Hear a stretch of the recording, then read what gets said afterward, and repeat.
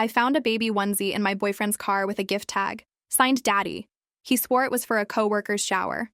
Later that night, a woman messaged me, "Why did your boyfriend tell people our baby is yours?" When I confronted him, he said I was ruining his future plans. 2 weeks later, he showed up at my door begging for help because she blocked him and took everything. I was standing in the covered parking level beneath my building, leaning against the cold concrete column, while the motion-activated lights hummed overhead. The air smelled faintly of winter exhaust and the leftover dampness from the rain that afternoon. I had my hand inside my coat pocket, fingers wrapped around my keyring, but I wasn't moving toward the elevator yet. I was watching his car instead, his silver sedan parked at the far end, the back door slightly ajar. It wasn't open enough to trigger the interior light, just enough to feel wrong, like someone had stepped out in a hurry and forgotten to shut it. The hinge made a soft ticking sound as it shifted with the breeze rolling in from the open ramp. I didn't hear anything else. No footsteps, no voice, no snap of fabric or clatter of something falling. Just that door, barely open, letting out a thin line of warm air from the cabin that brushed against my hand as I approached. Inside, on the back seat, something white was folded too neatly to be trash or forgotten laundry. A tiny onesie, barely the size of my palm, with a paper gift tag tucked under the collar. I didn't touch it. I stood there with the door cracked open, the shadows swallowing the back seat, and let my eyes adjust. The tag had a single word written in thick pen strokes. Daddy. For a moment, all I heard was the soft rumble of the building's ventilation pipes running overhead. My breath pushed out in a thin cloud, and I didn't even remember opening my mouth. The fabric of the onesie moved slightly as the air shifted. I stared at the tag and then at the empty parking row behind me, expecting to see someone at the turn, someone watching how I would react. The anchor image burned itself into me. That tiny folded onesie resting untouched on the seat, the handwritten, Daddy, and the door swinging gently as if the car itself exhaled. Later, I'd remember that moment more sharply than anything that followed. I didn't take the onesie with me. I pushed the door closed with my elbow and felt the latch catch. The sound echoed more than it should have. I walked toward the elevator, pressing the button with my knuckle instead of my finger, the way you do when your body is already bracing for something you haven't named yet. At the time, I didn't think in terms of betrayal or lies. I thought in terms of logistics, who parks near us, whether he could have offered to pick up something for someone else, why the tag looked handwritten instead of printed like most baby shower gifts I'd seen. Those were the things that moved through my head as I rode the slow elevator up to the 3rd floor. The hallway was quiet, the kind of quiet you only notice when you're listening for footsteps behind you. My keys clicked against each other in my hand as I unlocked my door. The apartment still held the faint mix of fabric softener and the soup I'd heated earlier. Everything looked untouched. He wasn't there. He'd said he'd be late. Some end-of-quarter project. Something he said always ballooned into a longer evening. That wasn't new. None of it was. I hung my coat on the hook by the door and sat at the small kitchen table, pulling my phone out but not turning the screen on yet. I kept replaying the way the onesie had been folded. My mind fixated on that. People fold things with intention. It wasn't a crumpled receipt or a forgotten sweater. It had been placed there. After about 10 minutes of tracing the rim of my water glass with my thumb, I finally unlocked my phone and sent him a simple text. Your back door was open. Did you know? I didn't mention the onesie. I wanted to hear how he framed it without prompting. He responded 15 minutes later when I was rinsing my cup in the sink. Oh yeah, picked up a baby shower gift for a coworker. Must have not closed it all the way. No apology, no question. Just a plain explanation that slid into place too easily. I dried the cup and set it upside down on the dish towel. I typed back, okay. Then I put the phone face down on the counter. The plastic clinked softly against the laminate. I told myself to let it go. People buy gifts for coworkers, people make last-minute errands, people leave doors slightly ajar.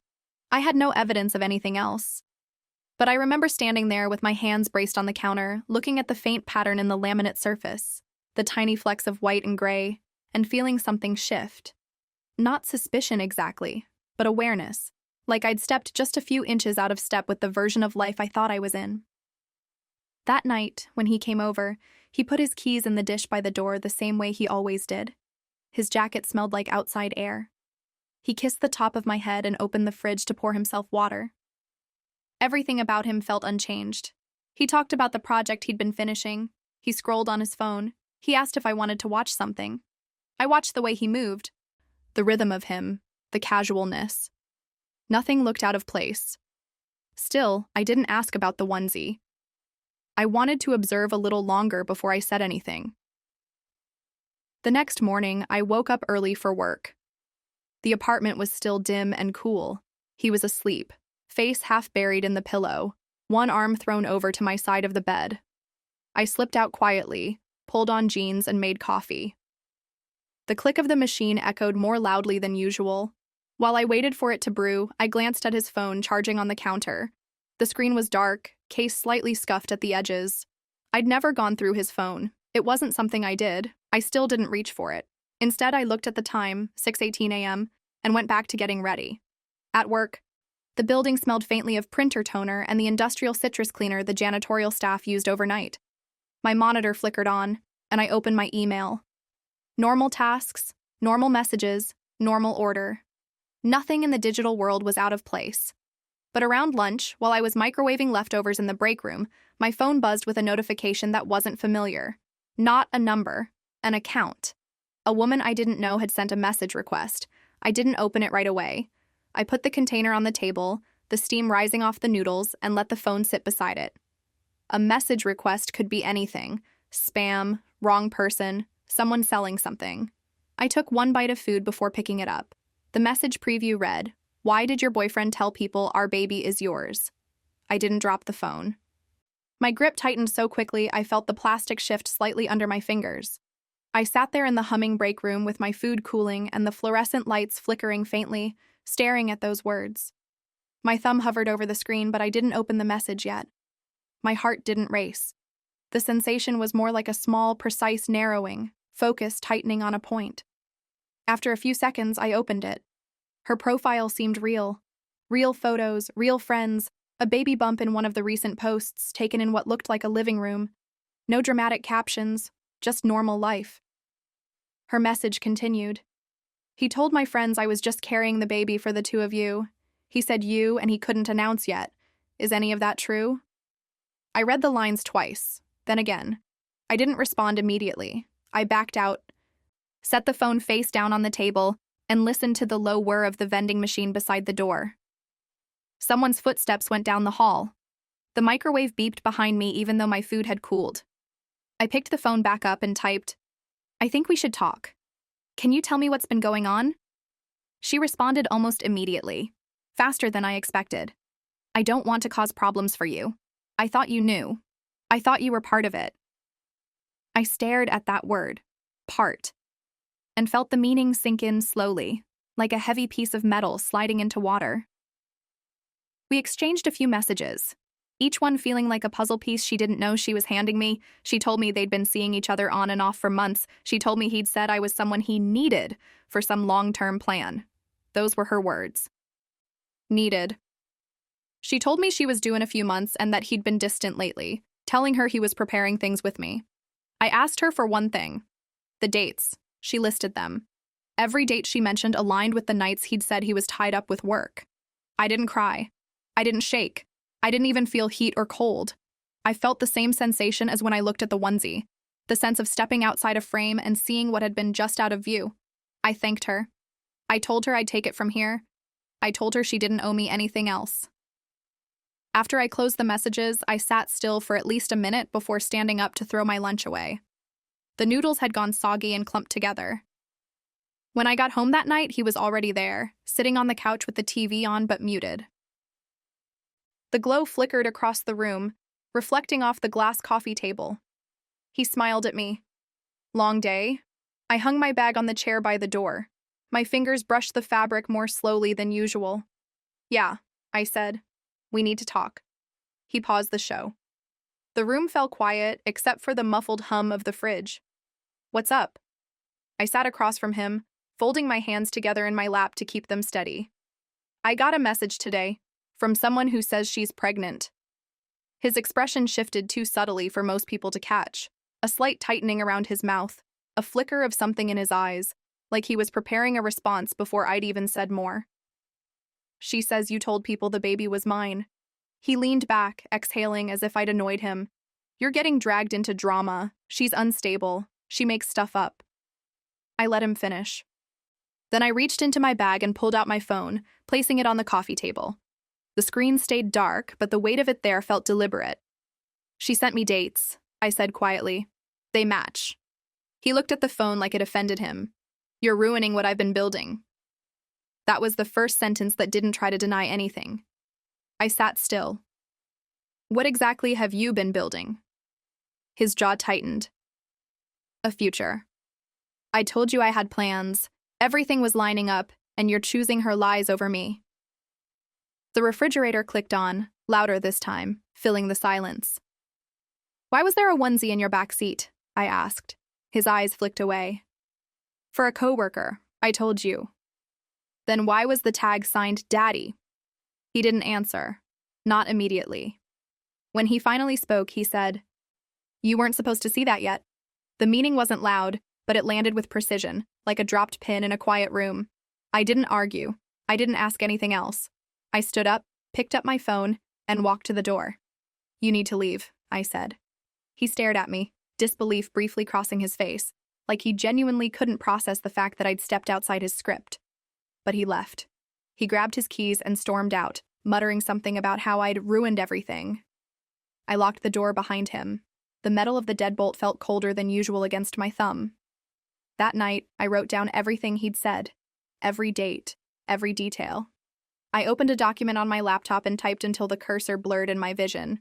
Not for revenge, for clarity, for record. By the time I closed it, the clock on my screen read 1:47 a.m. For the next 2 weeks, he didn't contact me. No calls, no texts, nothing. I blocked his number anyway. I blocked him on everything. The quiet felt heavier than I expected, but it was manageable. I filled the silence with small routines, laundry, early mornings, longer walks. Then, one Thursday evening, I walked up the stairs to my apartment and heard someone breathing on the other side of my door. Not moving, just breathing, a faint, uneven rhythm. I set my bag down slowly and waited. When I unlocked the door, he was standing there, eyes wide, jacket half-zipped, hair damp as if he'd been sweating or caught in the rain. He stepped forward before I could react, voice low and frantic. She blocked me, he said. She took everything. I need your help. His hands were shaking. Not dramatically, just enough to notice when he reached for the doorframe to steady himself. He looked at me like I was the last remaining option. Please, he said. You're the only one who understands the bigger picture. I didn't step aside. I didn't invite him in. I watched him breathe, watched the way his chest rose too quickly, watched the desperation flicker uncontrolled across his face. And while he stood there begging, the only thing I could think about was that tiny white onesie in the backseat of his car, folded, waiting, like it had a role in some plan I was never meant to question. Part 2. Main story. Escalation, evidence, confrontation. He stayed in my doorway, shoulders rising and falling too quickly. The hall light behind him buzzed with that faint electrical hum older buildings have. It flickered once, just enough that his face shifted between shadow and clarity. He looked thinner than 2 weeks earlier, or maybe just less composed, like the scaffolding he'd built around himself had been kicked out from under him. He kept talking before I said anything. She blocked my number. I went to her place and the lights were off. Her neighbor said she packed up 2 days ago. She took everything, all the baby stuff, all of it. His voice wavered on the last sentence, not with sadness, but with disbelief. Like the concept of someone removing themselves from his orbit was unthinkable. I leaned against the door just enough to show I wasn't stepping aside. My fingers rested lightly on the inside handle. Why are you here? I asked. He held my gaze for a moment before looking down at his hands.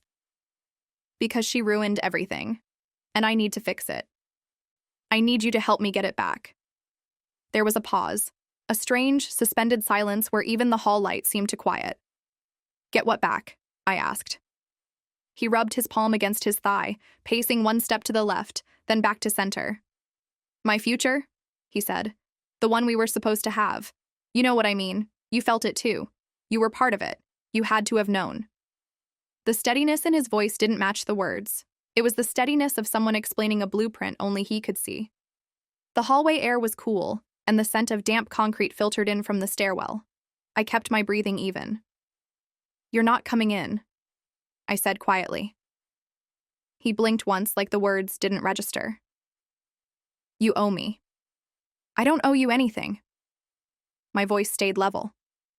His face twitched, just slightly, in a way that wasn't anger or sadness. It was more like confusion, like he didn't understand the variables anymore. I really need you to listen, he said. I'm not sleeping, I'm losing weight, I can't focus. I need you to help me get through this. The way he said it, not as an apology but as an expectation, made something settle firmly inside me. You need to leave, I repeated. He stared at me for a long moment, chest still rising too fast. Then he backed up one step, placing his hand flat against the hallway wall, as though he needed to hold something solid. His fingertips dragged slightly across the paint, leaving faint smudges. I'm coming back tomorrow, he said. This isn't over. I didn't answer. I just closed the door. The deadbolt clicked with a small metallic certainty.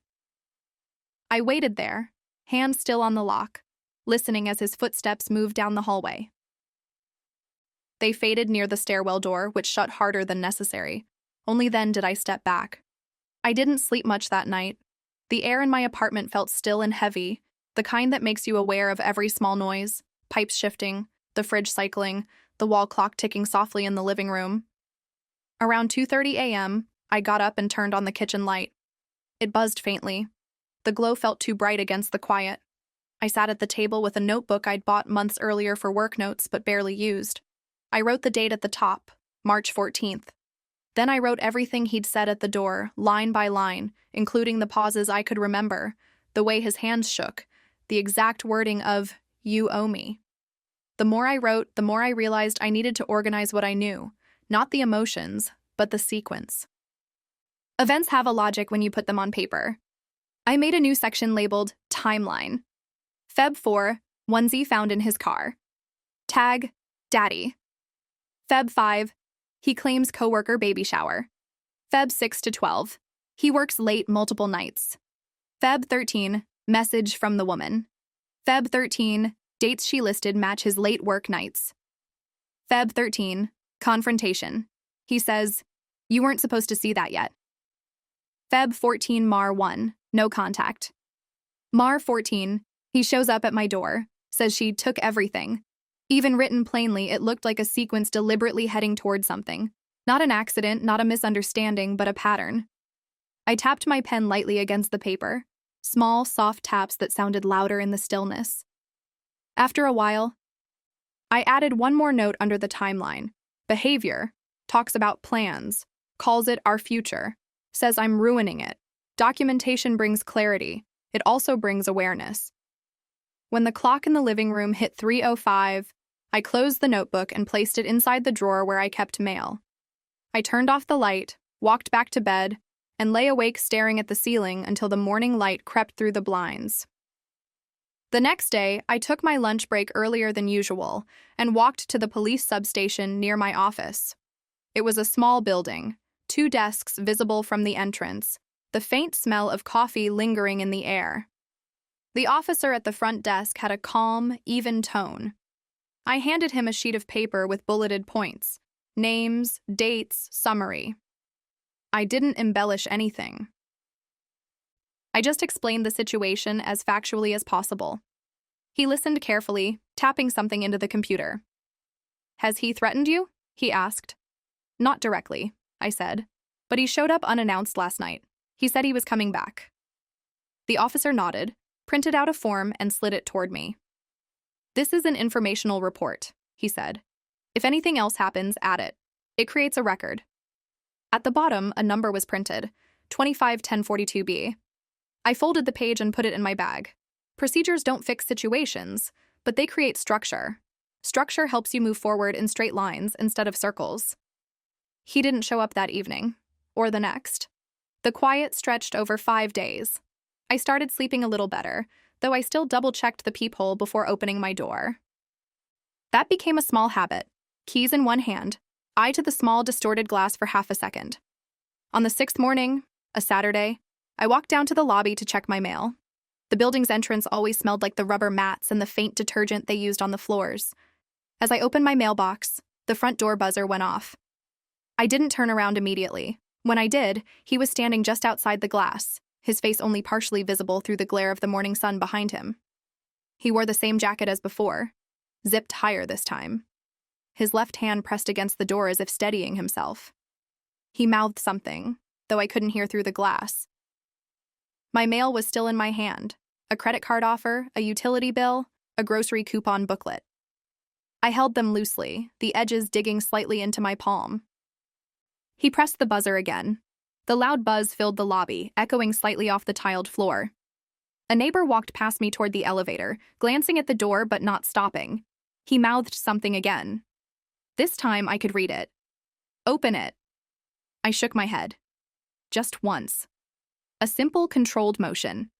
His expression flickered from desperation to frustration. He slammed his hand against the glass.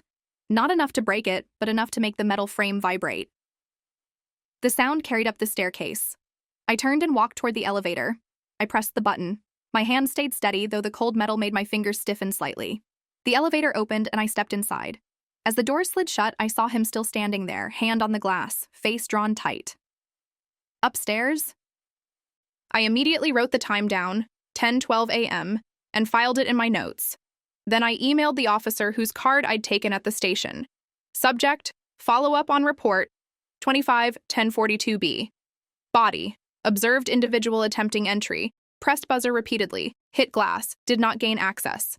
Time, 10:12 a.m., building secure, documentation attached. I attached a short summary with the date and description. No extra commentary. That afternoon, a message request came through on social media. Another account I didn't recognize. It was him. He'd made a new profile. No picture. The message read, "We need to work together. Don't make this harder." I blocked the account. 2 hours later, another one appeared. "You're making a mistake. You always overreact." Blocked. 3 more followed over the next day and a half. One said, "You think you know everything, but you don't know the whole plan." Another, "She won't let me see the baby. You're supposed to help." The last one said nothing but had a single image attached, a screenshot of a search page for legal custody process timeline. I saved everything. Screenshots, timestamps, profile names. I labeled each file logically, MSG 03-23-1, MSG 03-23.2, and so on. I printed them at work, the ink faintly warm when the pages slid out. By Monday, the folder was half an inch thick. On the night of March 24th, just after 11 p.m., I heard something outside my apartment door. Not footsteps, more like a soft scrape against the floor. A dragging sound, then silence. I approached the peephole. The hallway was dim, the bulb above flickering slightly. No one was standing there. I opened the door slowly, keeping the chain attached. A cardboard shoebox sat on the floor. No markings, no name, just plain brown. The hallway air was cool and smelled faintly of someone's dinner, a trace of garlic or onion drifting from farther down the corridor. I closed the door gently, unlatched the chain, opened it just enough to pull the box inside. I set it on the kitchen table. I stared at it for a full minute before touching it. The lid lifted easily. Inside was the onesie, the same one from his car, folded exactly the same way, the same gift tag tucked under the collar. But this time, someone had crossed out the word, Daddy. A single line through it. Clean, deliberate. I didn't touch the fabric. I didn't lift it out. I slid the entire box into a large zip-top bag, sealed it, and set it on the far end of the table. Then I took a photo of it from 3 angles with the timestamp visible on my phone screen. The next morning, I went back to the police station. The same officer was at the desk. He raised his eyebrows slightly when I placed the bag on the counter. "I found it outside my door," I said. He nodded, picked it up carefully, and examined the box through the plastic. "I'll add this to your case notes," he said. "Do you have a log of all the messages?" I handed him the folder. The weight of it surprised him. He adjusted his grip. "You've been thorough," he said. "That's the point," I replied. He scanned through the documentation, stopping at the image of the crossed-out daddy. "This is concerning," he said quietly. He asked if I felt safe in my apartment. I told him yes, for now. I told him about the door chain, the building's controlled entry, the neighbor who worked nights and often came home around the time I did. Practical details. Facts. He gave me a brochure for a protective order process. The paper was thin, slightly creased at the corner. The text laid out steps, definitions, wait times. I folded it into thirds and placed it in my bag. "We'll patrol near your building for a few days," he said, "just in case. Procedures, structure, clarity." That evening, around 6:45 p.m., as I was prepping dinner, a simple stir-fry, the smell of garlic filling the air, my phone buzzed with a text from an unknown number. "Unknown. Answer me." I didn't. A second followed. "Unknown. You need to look outside." I didn't move. A third. "Unknown. Now." I walked calmly to the door, looked through the peephole. Nothing. I opened the blinds just a few inches. On the opposite sidewalk. Across the street from my building's entrance, he was leaning against a lamppost. Jacket zipped up, hands in pockets, staring at the front door. His posture wasn't angry. It was waiting. I let the blinds fall back into place. I called the non-emergency line, identifying the officer I'd spoken to. My voice stayed steady. I explained the situation, gave the location, described his jacket color, posture, distance. "Stay inside," the operator said. "A unit is nearby." I thanked her, hung up, and went back to the stove. I stirred the vegetables, the sizzle sounding too loud in the quiet apartment. I kept my breath even. 5 minutes later, I heard faint voices outside. I didn't look out. I let the process play out. About 20 minutes after that, the operator called back. "Officers made contact," she said. "He's been advised to leave the area." The phrasing was precise, neutral. "He didn't try to come in?" I asked. "No," she said, "but he was insistent he needed to speak with you. We told him that's not appropriate." I thanked her again and hung up. I ate dinner in silence. The air felt clearer afterward, like a window had finally been opened somewhere. The next day at work, I received a message request from the woman he'd been involved with. Her profile image was updated, her holding a newborn. The baby was wrapped in a soft green blanket, eyes closed. Her message read, "I wanted to tell you I'm okay. I moved to my sister's place out of state. I'm not telling him where. I thought you should know." I typed back, "I'm glad you're safe." She responded a few minutes later. "He told people you were adopting the baby with him." I found out from someone he works with. They said he had a whole story. I asked her what she meant. She wrote, "He said you two were planning a future, that you agreed to help raise the baby, that you knew the timeline." I let the words sit on the screen. They didn't surprise me anymore. They just filled in another part of the blueprint he'd been constructing. She added one last message. "I'm sorry if any of this hurt you. I didn't know he was doing that." I told her she owed me no apology. I wished her well. That was the last time we spoke. 3 days later, he returned. Not physically, not to my door. He used a different number this time. The message came through at 1:14 p.m. while I was in a staff meeting. "Unknown. You can stop this if you just talk to me. You know what we were supposed to build." I blocked it. 30 minutes later, unknown. "You're wasting everything we worked for." Blocked. That evening, unknown. Last chance. Blocked. At 10:03 p.m., my phone buzzed again, but this time it wasn't a message. It was a voicemail. I didn't listen immediately. I sat on the couch, the dim lamp the only light in the room, and held my phone loosely in my hand. My thumb hovered over the screen. The room smelled faintly of the jasmine candle I'd burned earlier. The quiet was thick. After a minute, I pressed play. His voice came through distorted slightly, like he'd been outside or walking. "You don't understand," he said. "You were supposed to help. You were supposed to be part of it. I chose you for a reason." Wind blew across the microphone.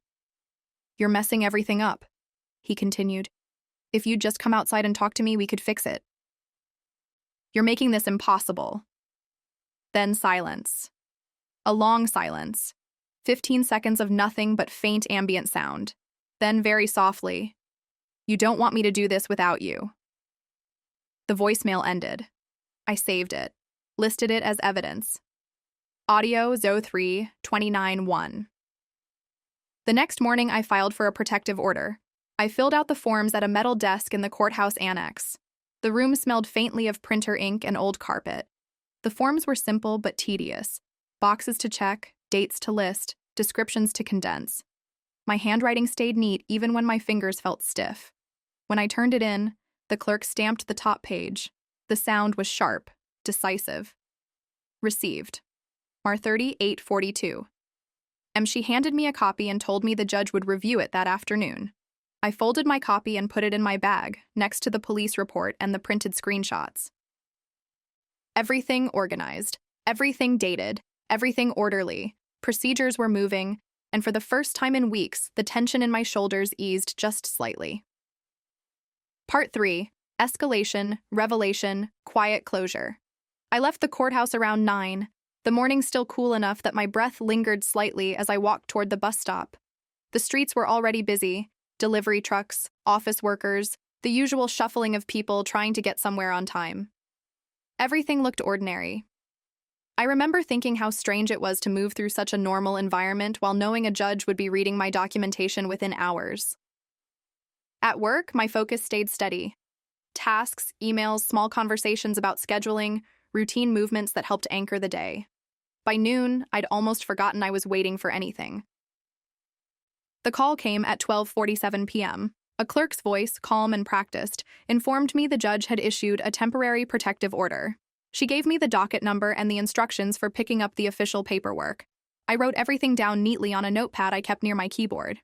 When I hung up, I stared at the numbers for a long moment, not because I felt relief, exactly, but because the complications of the last month had suddenly become something measurable, documented, recognized by a system larger than either of us. The structure mattered. It meant the situation was no longer running on his terms.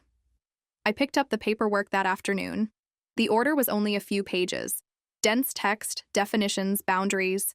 His name printed clearly, my name printed beside it. A line stating he was prohibited from contacting me, approaching me, or appearing at my residence or workplace. I folded the papers and slid them into the folder with everything else I'd collected. The weight of it felt different now, like a completed file, not just an accumulation. I walked home with the folder pressed firmly under my arm. That evening, I checked the peephole before unlocking my door. Habit. Everything looked normal, the hallway light steady, no shadows moving. But when I stepped inside, something felt different in the air. Not a disturbance, not a smell, just the faint sense that time had been holding its breath. I set my bag down, kicked off my shoes, and turned on the lamp by the couch. The warm glow filled the room slowly, pushing back the dimness. 2 minutes later, my phone buzzed. Unknown number. I didn't answer. The screen continued to vibrate, the sound soft against the wooden table. Then it stopped. Then the notification flashed. A voicemail. I didn't play it yet.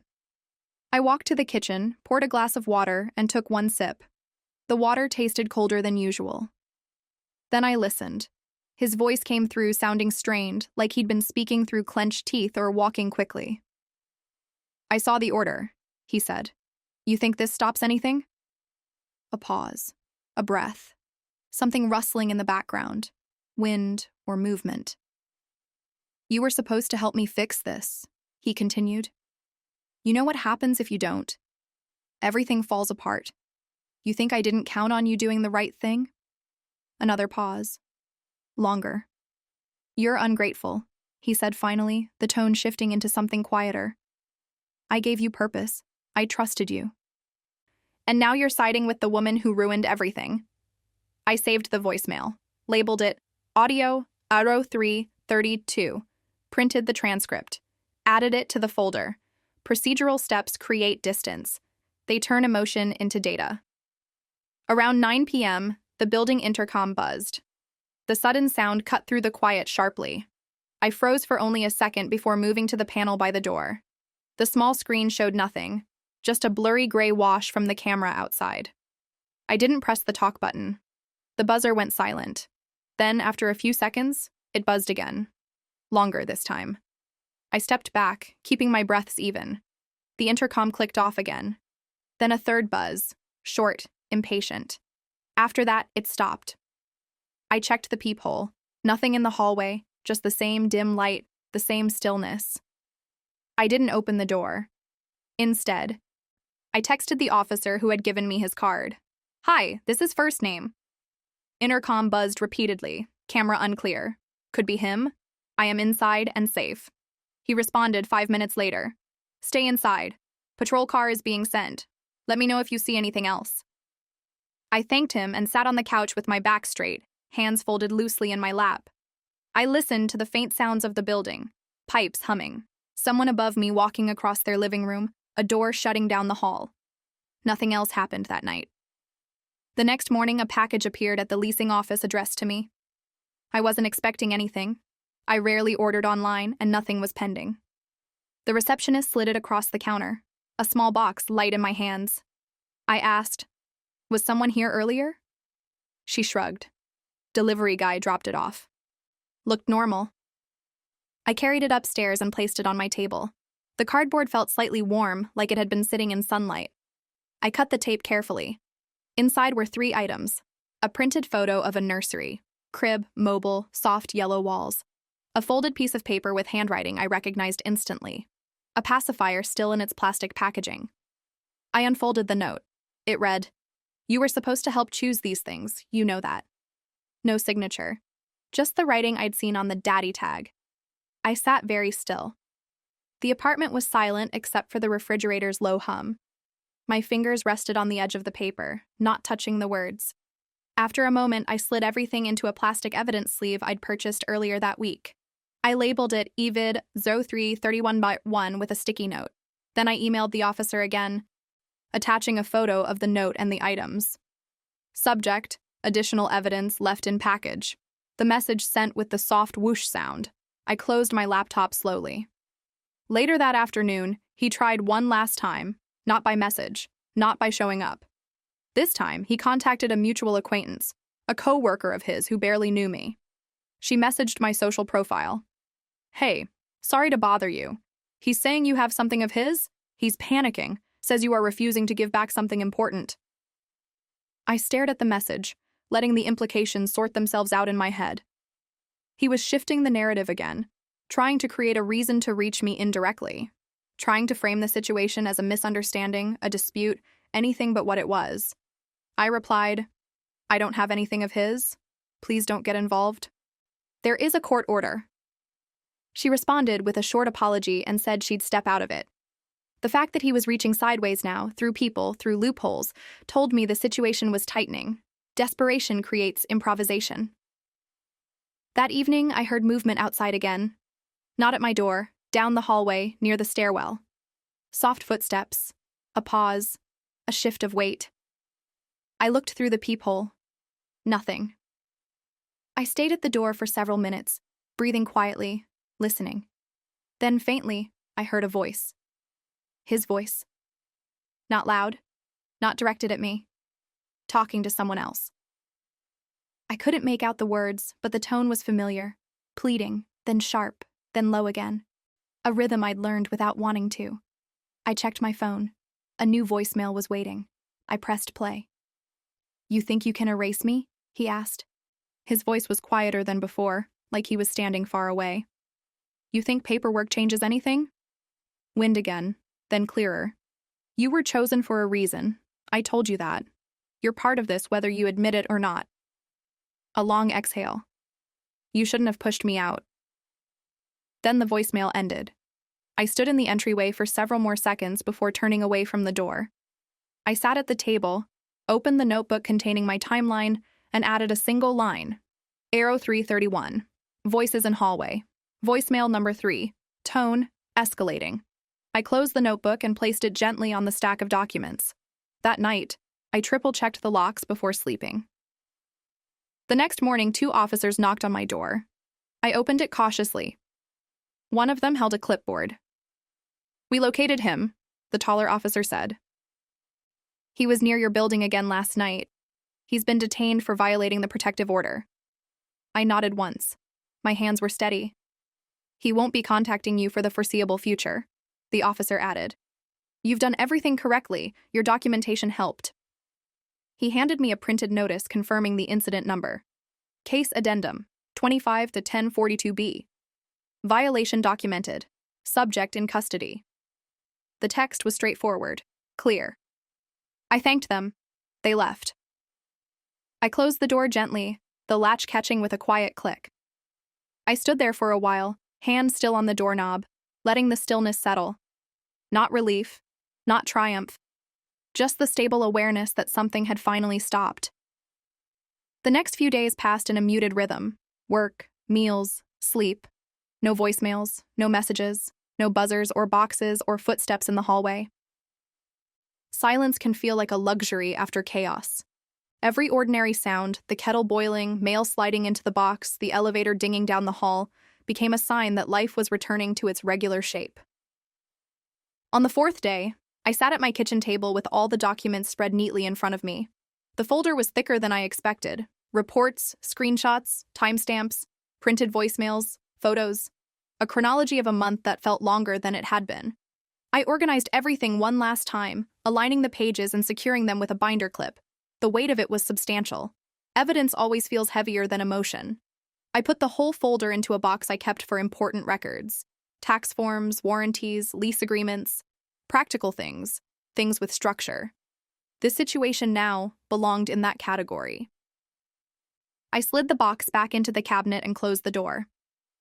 About 2 weeks after his arrest, I received a call from a detective I hadn't spoken with before.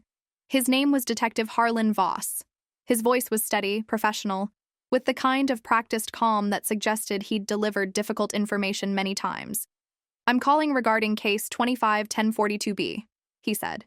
"Do you have a few minutes to talk?" I sat down at the kitchen table. "Yes." "We've been reviewing the evidence you provided, and we've also been coordinating with investigators in 2 other jurisdictions. Your case has helped us connect some patterns we've been tracking." I listened. The refrigerator hummed softly in the background. "When we executed a search warrant on his residence," Detective Voss continued, "we found materials that are concerning. I want to be transparent with you about what we discovered." He paused, and I heard papers shuffling on his end. "We found a binder containing printed profiles of multiple women, social media profiles, work information, some personal details. There were also notes, handwritten observations about schedules, whether these women had expressed interest in having children, their relationship statuses." My fingers tightened slightly on the edge of the table. "Among the materials," he said, "we found several baby items. Not just one onesie, multiple items. Each had a tag or note attached, some with names, some with roles written on them. Mommy, Daddy, initials. The onesie from your case was photographed in his collection before you ever saw it." The kitchen felt very quiet. "What does that mean?" I asked. "We believe he was running overlapping narratives with multiple women, presenting different versions of a future family scenario, possibly to establish some form of control or financial dependency. In at least 2 other cases we're aware of, women reported similar experiences, being told they were part of a plan, that a baby was involved, that they had a specific role to play." He paused again. "There's one more thing I need to tell you. In another state, there's an open investigation into a missing person case. A woman who was pregnant, who had been involved with someone matching his description. She disappeared approximately 6 months before your case began. We're working with those investigators now." The word disappeared settled into the room like a weight. "We don't have confirmation of anything yet," Detective Voss said carefully.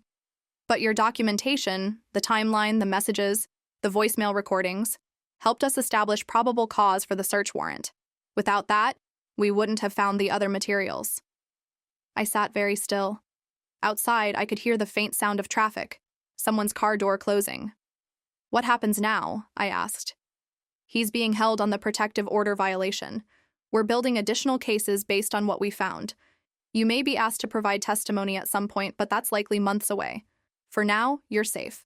The order remains in effect, and he's not getting out anytime soon." I thanked him. He gave me his direct number and told me to call if I remembered anything else or if I had questions. When I hung up, I sat at the table for a long time. The light from the window had shifted slightly, casting a narrow rectangle across the floor. I watched the dust particles drift through it, slow and weightless.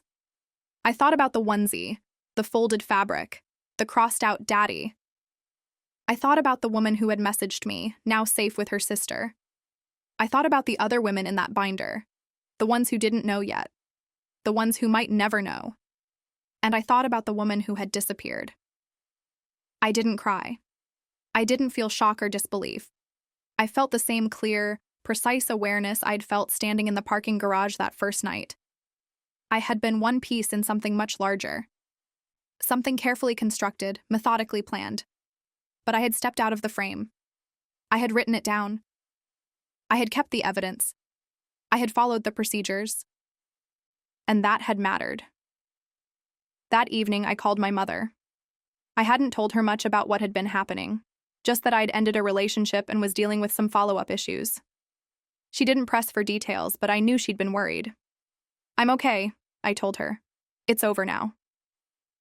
We talked for a while about small things. Her garden, a recipe she was trying, plans for the holidays. Normal conversation. The kind that reminds you life continues in its ordinary rhythms even when parts of it have been pulled apart and reassembled. Before we hung up, she said, "You sound different. Steadier." I thought about that. "Yeah," I said. "I think I am." In the weeks that followed, I found myself noticing things I hadn't before. The way people moved through public spaces, the small signals of discomfort or awareness, the moments when someone checked over their shoulder or changed their route. I started carrying my documentation folder with me sometimes, not because I needed it, but because it reminded me that evidence matters, that writing things down, taking photos, noting times, those small, methodical actions can make the difference between being believed and being dismissed. I also started talking more openly with friends, not dramatically, not seeking sympathy, just sharing what had happened in the same factual tone I'd used with the police. Several of them told me their own stories, moments when they'd felt watched or manipulated or caught in someone else's narrative without realizing it. We weren't victims. We were observers who had learned to document. One afternoon, about 3 months after Detective Voss's call, I received an email from a victim services coordinator. She was organizing a small group session for people who had been involved in cases with similar patterns. It was voluntary, informal, just an opportunity to share experiences and resources. I almost didn't go, but the night before the session, I pulled out my folder again. I looked at the timeline I'd written on that sleepless night in March. The neat bullet points, the careful handwriting. I went. The session was held in a community center, a room with folding chairs arranged in a loose circle. There were 6 of us. We didn't use last names. We didn't share specific details that might identify the person who had harmed us. We just talked about what it felt like to realize you'd been part of someone else's plan, how it felt to step out of it, what it took to rebuild. One woman said she'd kept a journal. Another had recorded phone calls. A third had printed every text message and organized them in a binder. We had all done the same thing. We had documented. At the end of the session, the coordinator handed out folders with legal resources, counseling contacts, and information about protective orders in different states. I added mine to my folder. By summer, the case had moved forward. I received updates from Detective Voss periodically. The protective order had been extended. Additional charges were being considered. The investigation into the missing person case was ongoing. I didn't follow every development closely. I didn't need to. I had done my part. Instead, I focused on rebuilding routines. I rearranged my apartment slightly, moved the couch, bought a new lamp, hung a piece of art I'd been meaning to frame for months. Small changes that made the space feel more intentionally mine. I also took a self-defense class. Not because I felt unsafe, but because I wanted to know I could act if I needed to. The instructor was calm and methodical. She taught us not just physical techniques, but awareness strategies, how to notice patterns, how to trust your instincts, how to create distance. It felt like an extension of everything I'd already learned. One evening in late August, I was walking home from the grocery store. The sun was low, casting long shadows across the sidewalk. The air smelled faintly of cut grass and warm pavement. As I turned the corner toward my building, I saw a man standing near the entrance. For a split second, my body tensed. But it wasn't him, just a neighbor, waiting for someone, looking at his phone. I walked past him, unlocked the door, and went inside. The elevator was empty. I pressed the button for my floor and watched the numbers light up one by one.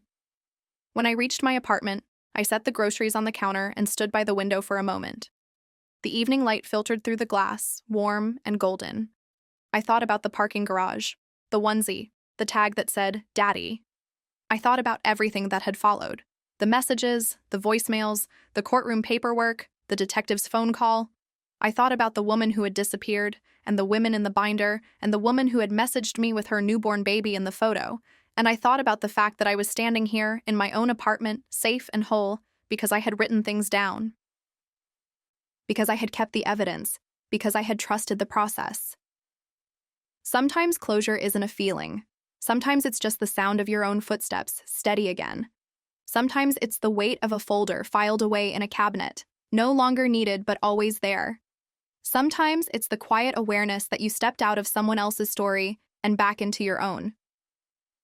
I turned away from the window and started putting the groceries away. The refrigerator hummed softly, the clock on the wall ticked. Everything was exactly where it should be.